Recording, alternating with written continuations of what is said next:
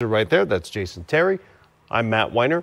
So Jamal Murray was 8 of 23 in game 1, 0 of 8 to start this game.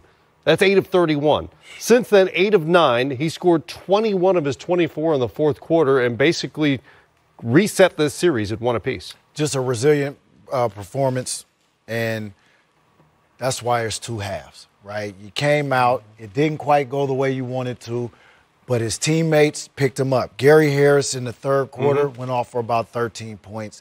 And then in the fourth quarter, he found his rhythm.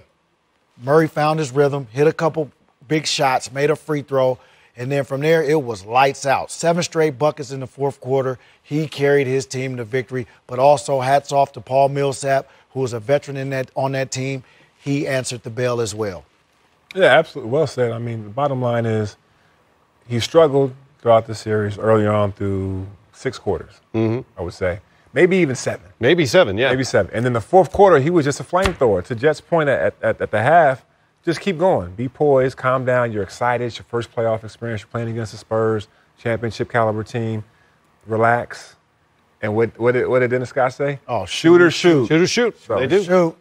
They outscored the Spurs by 16 in the fourth quarter and tie up the series at 1 apiece. Here's head coach Greg Popovich.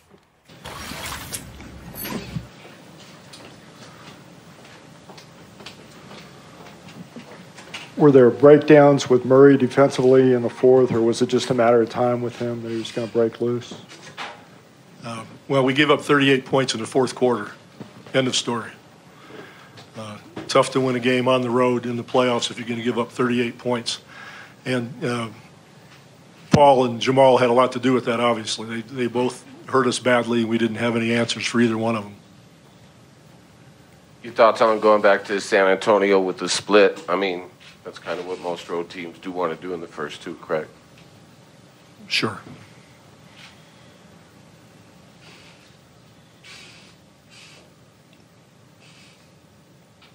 Anyone else?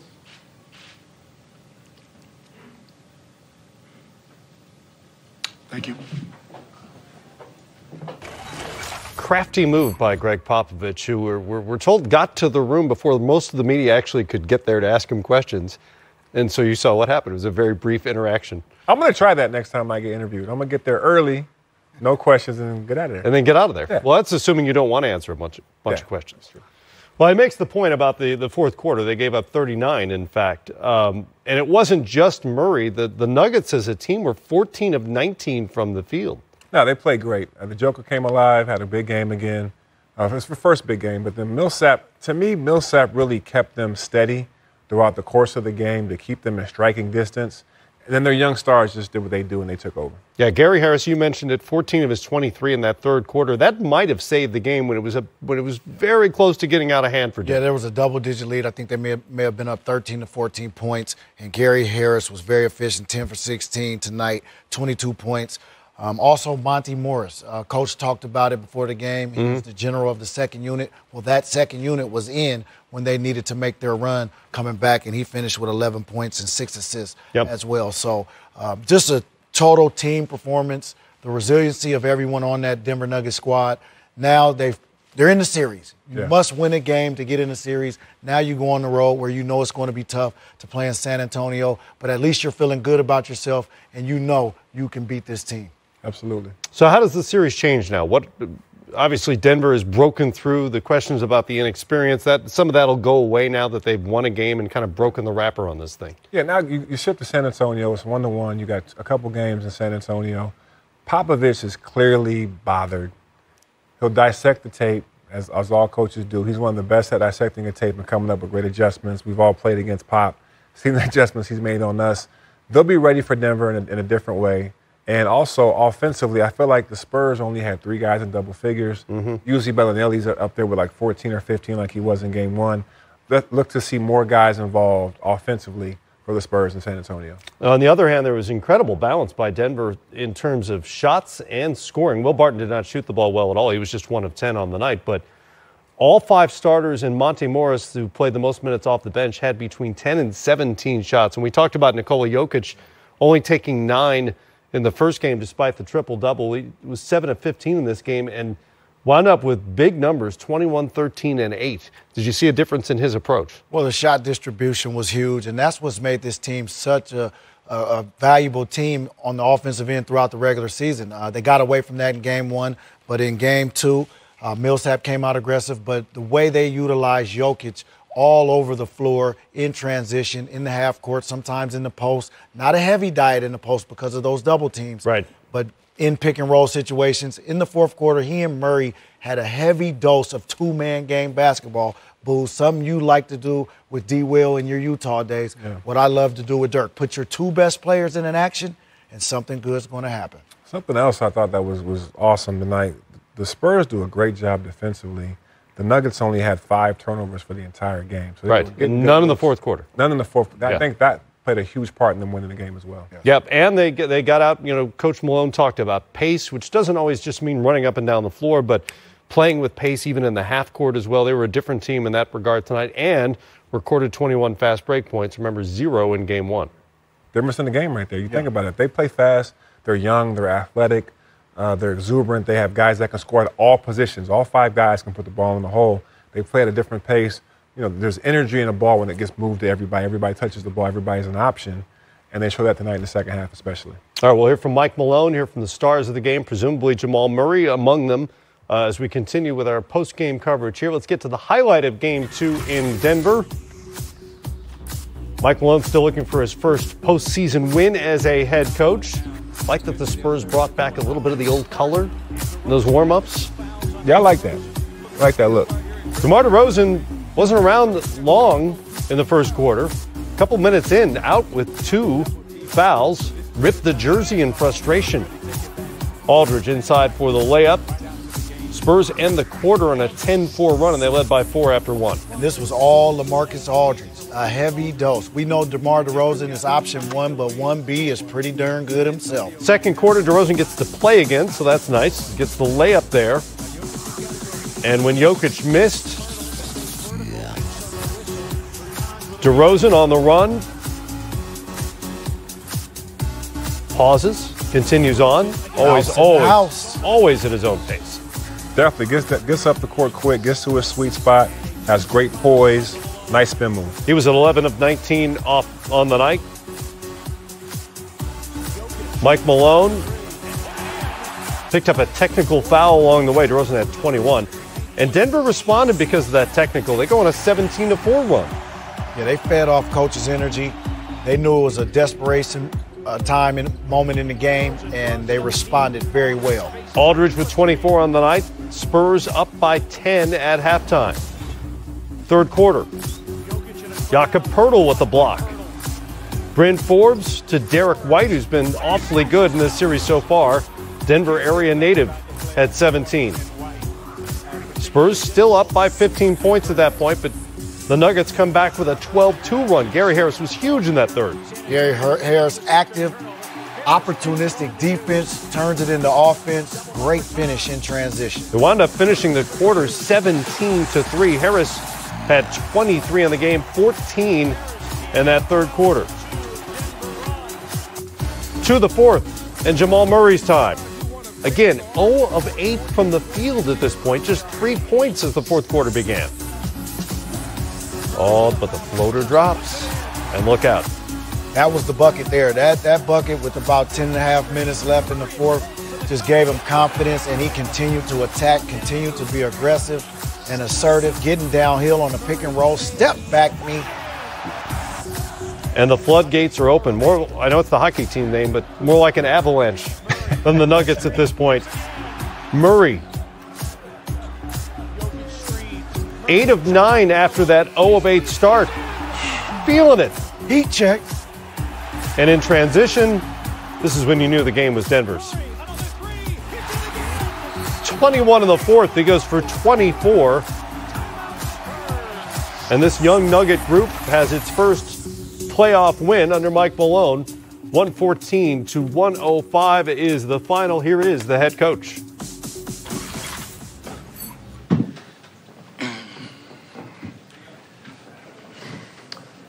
Good, Nick. Just start off the top. Jamal Murray, what was your impression of his fourth quarter? Phenomenal. You know, really proud of him. He was so frustrated at halftime, and not making shots that he's made his whole career. And then I just grabbed him. I said, listen, take a deep breath. You're putting so much pressure on yourself. Every shot right now is like the end of the world. I believe in you. I love you. Just go out there and play. And for him to go out there and he gets 24 points, 22 in the second half, and I'm not sure how many of those in the fourth quarter, was great to see. For him to have some success after game one, after the first half. So really happy for Jamal, for him to step up and basically close the game out with the shot making that he had down the stretch. First of many for Jamal Murray, I have no doubt. Coach, tremendous balanced scoring tonight. 4 guys with 20 points. Talk about the distribution of the ball. It seemed like everybody started to find their groove in the second half. Yeah, 29 assists, only 6 turnovers. That's a great number. And one thing we really harped on after game one was working for the best shot. I thought in game one we took a lot of tough shots, early, quick shots. And tonight, I think, to your point, we have a lot of guys. I mean, Paul has 4, 1 assist, rather. You got Joker with 8, Jamal with 4, Monte Morris with 6, Malik with 3. Guys are playing for each other on both ends. I call there's a timeout midway through the third quarter. I thought it was a pivotal point in the game. We're down by 16 points, and I could see it on some of the guys' faces. Which way is this game going to go? And I reminded them we had 18 minutes to go. I reminded them what the Clippers did last night and how much basketball was left. It's only going to happen, though, if we believe, we commit, and we fight, and we attack. And the guys took it to heart, and we closed the game out, I think, on a 57-32 run from that point on.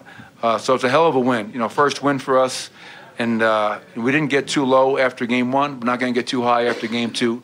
A lot of work, a lot of games to be played. Coach, after those first 3 quarters, Jamal Murray kind of struggling, was there any thought of potentially pulling him in that fourth quarter, or were you willing just to run it out no matter what and let him get those reps? I was going with him. He needs this. This is so important for all of our guys, but especially for Jamal. A young player, 3rd year, even though he's out there struggling, trying to play the right way.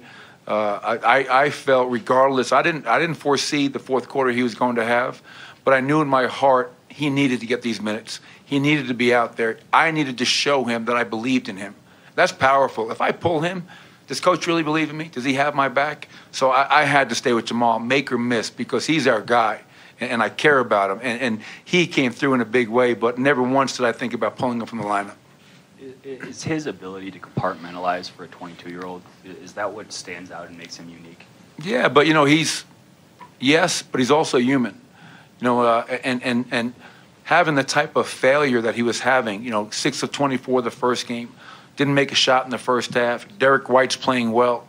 That's a lot to hold on to.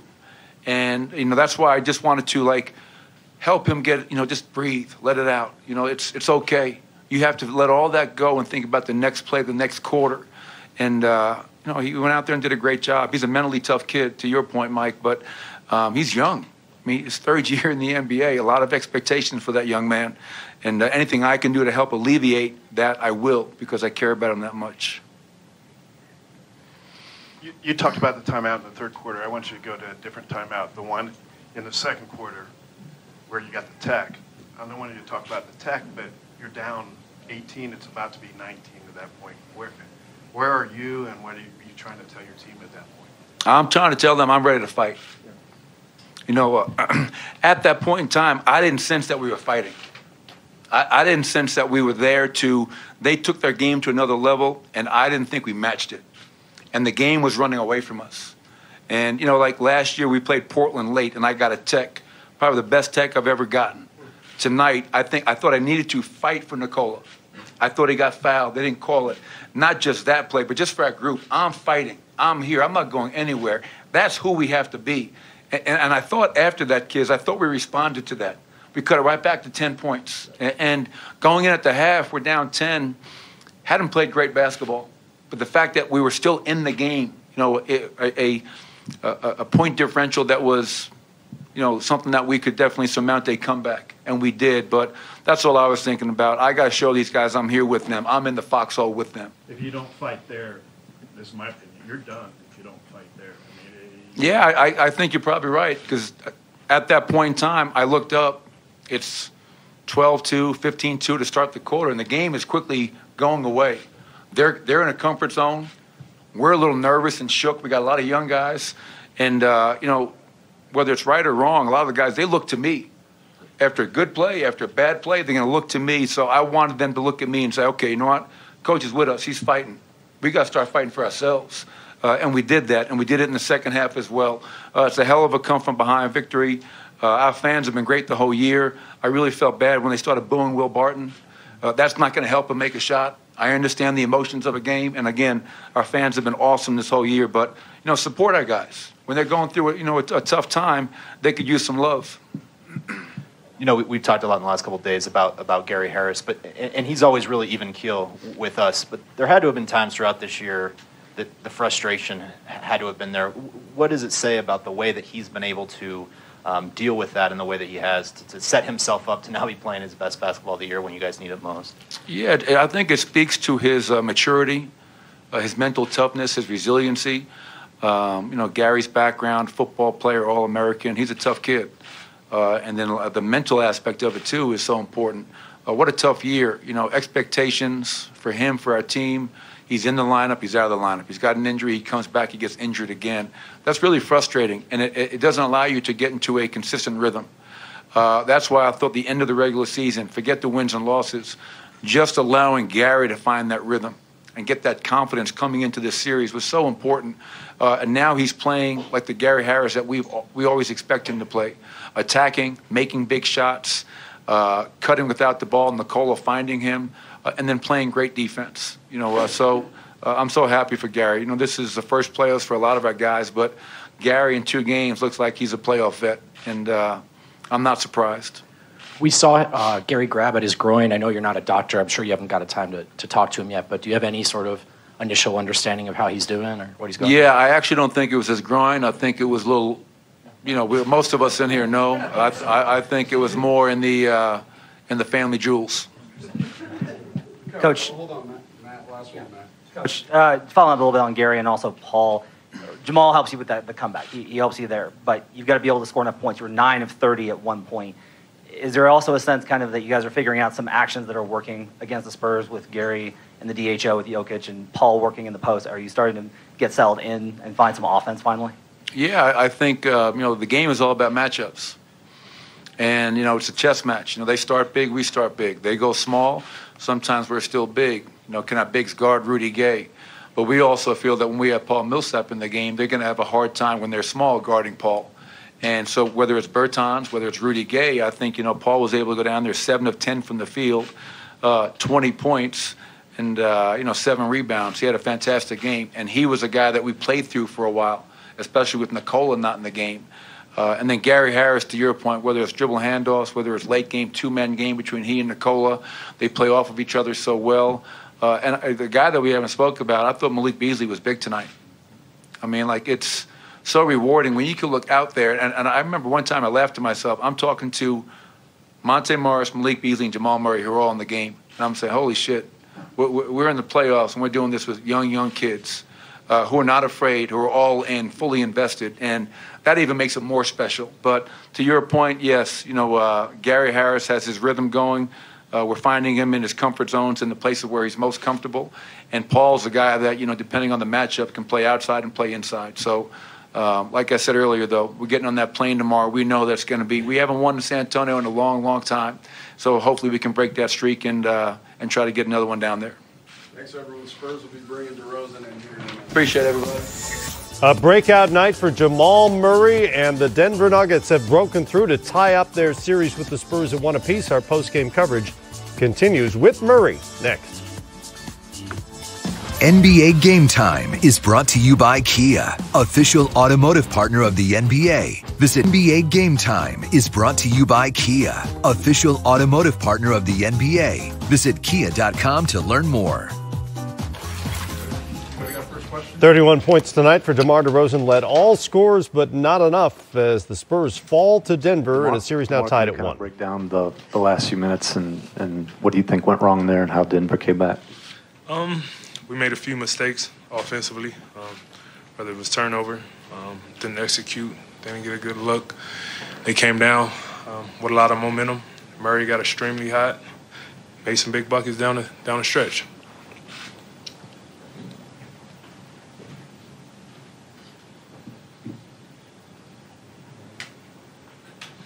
How do you feel going home with the split? And can you just kind of assess the first 2 games of this series and how the team feels coming out of it? We feel great. You know, we got game 1. You know, we fought, try to get game 2, but, you know, we got home court shifting our way. Now it's on us to go home and do what we need to do. Understand, if we take care of home like we've been doing all year, we could come back here with opportunity. So we feel great where we at. We understood it wasn't going to be a cakewalk.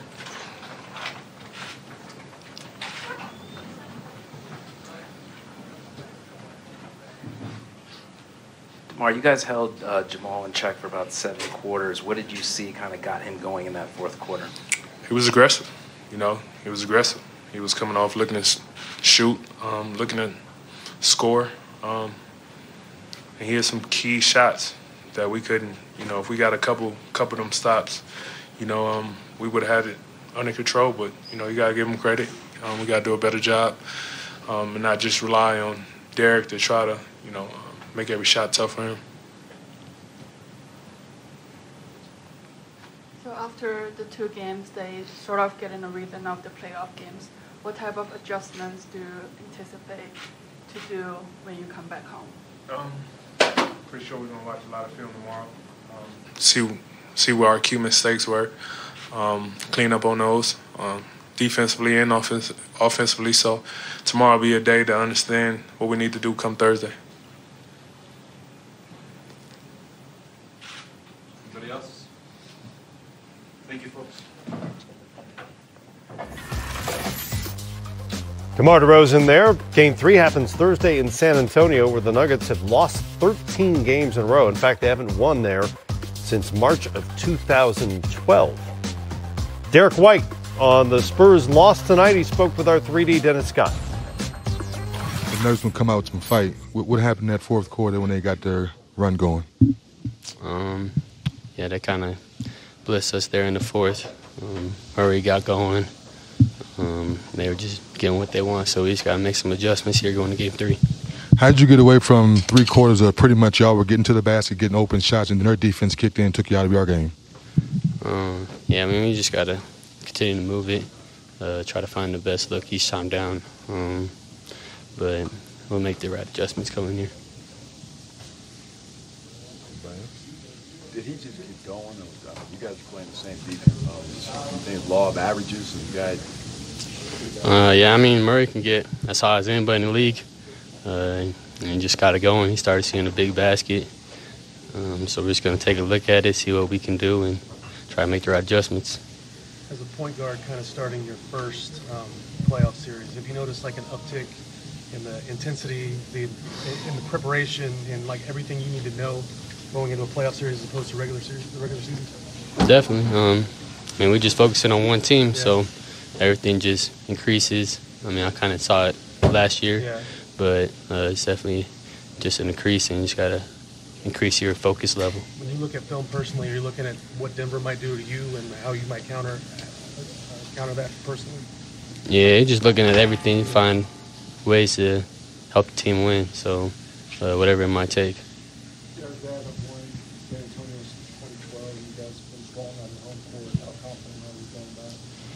I don't think that really matters. It's a different animal now, so we just got to go, make the right adjustments, and it's going to be a dogfight in San Antonio. Does Pop call more plays in the postseason than he does in the regular season? Is he more kind of hands-on with that sort of stuff? About the same? I mean, it just depends on the game. Each game's different, so more plays, less plays, it's all about the same. On a fun note, how much fun you having to come back to a hometown and get all your friends and family watch you play? So, game 1 and 2, you shot the ball pretty well. Yeah, it's always great to play in front of your friends and family, people that have supported you since you were young. So every time I come here, it's always great to see them.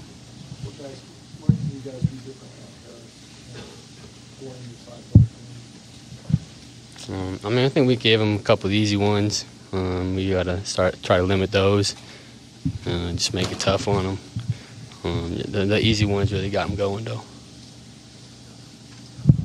Thanks, D. Yes, they confirmed. Derek White, who acquitted himself well as the starting point guard with San Antonio, his first couple of games. New series now, though, as we reconvene Thursday night. That game also will be here on NBA TV. What changes as a result of Murray getting hot, if anything? I mean, it's not like he was an unknown quantity. It's not like the Spurs didn't already know that he was capable of that. Yeah, very impressed with Jamal Murray because obviously he's seen something on the film. Late in game one, he had opportunities to pull up at the elbow and knock down some shots. They just didn't fall. The coverage was the same in game two. He had opportunities right in the middle of the paint to just pull up at his mid-range, and that's his sweet spot. He loves getting to the mid-range, and obviously when he's hot and gets a couple of those to drop, then he lets it go from deep. Yeah, I mean, for him, it just took one shot for him to go. Once the one shot went in, his eyes lit up. Sometimes we've been there before, Jet. You struggle through the first couple of quarters of the game or whatever. You make that one shot, and it seems like it's the ocean. Next thing you know, you're hitting fall-away jumpers like Dirk. You're hitting step-back threes like James Harden. You're in your zone. That's what happened to Murray. Nuggets get the win tonight, even things up. Once again, 3D work in the locker room now for San Antonio, and he caught up with Rudy Gay. All right, Rudy, you know these guys are going to come back and fight. What happened during that fourth quarter? Y'all lost y'all's defensive focus. I think it was turnovers. You know, we gave them a clear chance at the basket, and they converted. They moved around, shot threes, made them, but all off our turnovers. And down the stretch, the execution on your offensive end kind of got loose as well. What happened there? Yeah, I mean, they were hungry. We knew that coming in. I guess mentally we didn't prepare like we should have. You know, for most of the game we had it pretty easy. We knew they were going to fight. They were at home. It's tough to play here. We just had to be more disciplined. And speaking of being tough, how much did that crowd affect y'all going down the stretch? It got pretty loud in here tonight. Yeah, it did. It did. It's the playoffs, man. You can't give them – you give a team an inch, they're going to take them out.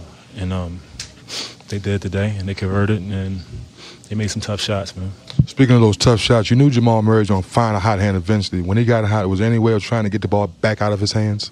You know, it's tough. I mean, our game plan we stuck to our game plan, and you know, I think we could have pressured him a little bit more. But, you know, he's a good player. He got off, and you know, that's something we have to go to the drawing board and figure out how to stop him next time, you know. Jokic, you know, he got him open, and he fed him, and he made him a better player tonight. Was Jokic's aggressiveness affecting y'all down low with L.A.? He's good when he's aggressive. So, you know, obviously it was, but I don't think that, you know, that's part of the reason we lost, but I don't think it's a big reason. You know, I think it's a lot more things that we couldn't control. Or is there anything out there that you probably in your possession you personally would like to have back? A couple of them. I mean, you know, there's some shots I wish to drop, some passes I wish I didn't throw. But, you know, that's how the ball bounces. Next time we'll be better, and I'll be better. And, you know, personally, I don't think I played very well at all. So I'll try my hardest for that not to happen again. Playing point guard in this league is obviously a tough job anyway, but in the playoffs, do you expect like up and downs from guys that are having their first playoff experience at that position? I mean, it is what it is. It's basketball. We've been playing since we were little.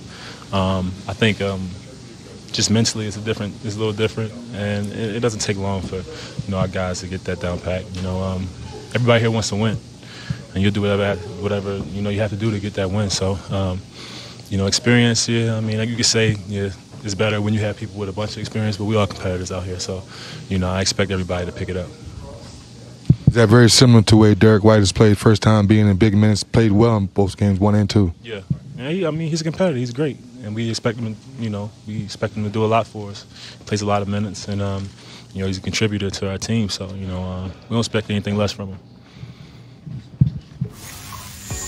More post-game coverage coming up here next. The hero of the night from the Denver perspective, Jamal Murray, to the podium when we come back.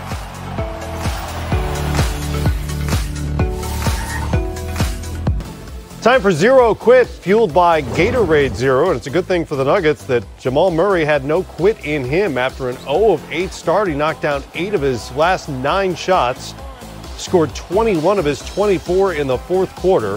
When the Nuggets retook the lead and pulled away to beat the Spurs tonight, 114-105. What a turnaround for Jamal Murray. Got to reset his entire series now, you would have to think. With that monkey on his back, you heard Mike Malone talking about how hard he was on himself at halftime and what he said to him, just play, right? Don't be so hard on yourself. You're a good player. Play. Yeah, I think sometimes as players we put too much pressure on ourselves to do everything and do it all. Like every shot was like the weight of the world on them. And I think that talk at halftime, even at Jet's point, just saying something similar to him like, relax. Yeah. Let your instincts take over. And you saw what happened. Now he can relax. He can go out there and be confident in every shot that he takes moving forward. Very important. Confidence means everything, especially in playoff basketball. You got to have it. Especially for a shooter. And especially for a shooter. And you cannot worry about misses. In the playoffs, you are shooting to win, regardless. And that's why 0 for 6, no way. Keep shooting your next 6, they just might go in. Right. Or in this case, 0 for 8, 8 of your next 9 might go in. I love it. It's the way it played out tonight. And Murray and the Nuggets head to San Antonio tied up at 1 apiece. Once again, back to 3D. He's got LaMarcus Aldridge. All right, LA, take us through the beginning of the game. It looked like you were seeing where the double teams were coming from to get your game off early. Yeah, watch film and try to see where they were coming from, seeing the guys they were doubling off of. So I thought I was reading it pretty good tonight. Definitely played better offensively. We had control of the game. We just let the fourth quarter get away. We didn't execute defensively as well as we had other 3 quarters, and we let those guys get going a little bit. How much in the fourth quarter, when they got their crowd going, affected y'all some? Nah, it's not about that. It's just about trying to execute the game plan. Even when it's late in the game, when your legs might be heavy, it's just about trying to not have slippage. And I thought we kind of let up a little bit in the fourth, and they got a rhythm, and that was the game. And one of the themes this year in the playoffs about the NBA is a miss or make league. You guys hit all the shots in game 1, game 2, they made shots. Is it really that simple in this series? It is. It's an offensive league. You got to play defense, of course. But when guys are making threes and making tough shots, it's tough. And in the fourth, they made some tough shots, some threes that were tough, floaters that were tough. So, when you have guys making that, it's just tough out there. And how do you handle Jokic's difference when he's more aggressive in game 2 like he wasn't in game 1? You just got to be active, try to make all of his looks tough. We try to stay active on him, not let him get comfortable. He's going to be, who he is, and, I'm going to be who I am. But it's just about executing and not letting, a one guy get too hot. And it's safe to say you guys refocus, go back home, and get your guys' crowd involved and get another win? Yeah, it's definitely not ideal to have a lead and then blow it like that. We came in and we definitely played a pretty good first half. But, when you come on the road in the playoffs and you win 1 game on the road, that's great. So we got to go home and, try to take care of business. How do you think Jokic has done in this series? 8 boards, 4 on both ends, 2 blocks. He's been great. Yak's been active, been blocking shots. He's been taking on that challenge, trying to give me, some rest of, not battling or whatever. So he's been great, trying to protect the rim, rolling to the rim, trying to finish and, just battling down there. Is it hard to watch when a guy like Murray gets going? Playing him pretty well, but he's just making shots. Yeah, he made some tough shots. And, like you said, when guys are making tough shots, it makes the game change a little bit, So we just got to have more focus on him and, not let him get loose, like that and not let him have easy looks. You guys get a little frustrated with the officiating down the stretch? I don't want to lose no money. Definitely was some things that didn't go our way. But, got to play through it. Got to be strong with the ball and, just got to regroup and, go home. Appreciate you. Kind of 2 schools of thought if you're a Spurs player or coach or fan even that, everyone always says you want to go in and get the split, right? That's the goal, and they did that, but they were so close to coming away with 2. And you heard him use the word blow the lead. They had a 19-point lead in this game. How do you come away feeling from your 2 games in Denver if you're the Spurs? Well, encouraged, because a total different mindset than what we've seen in Orlando, Toronto. Orlando was just happy getting 1. Right. San Antonio's intent tonight was to come out and win another. And they did everything they had to do except for the fourth quarter. You gave up 39 points, and I think they had about 8 turnovers in that second half. So, again, they know their recipe to success, and that's slow it down, be methodical, get the ball to Aldridge, ISO DeRozan, play to your strengths, And then defensively, they just got to contain Murray. Murray got loose from him tonight.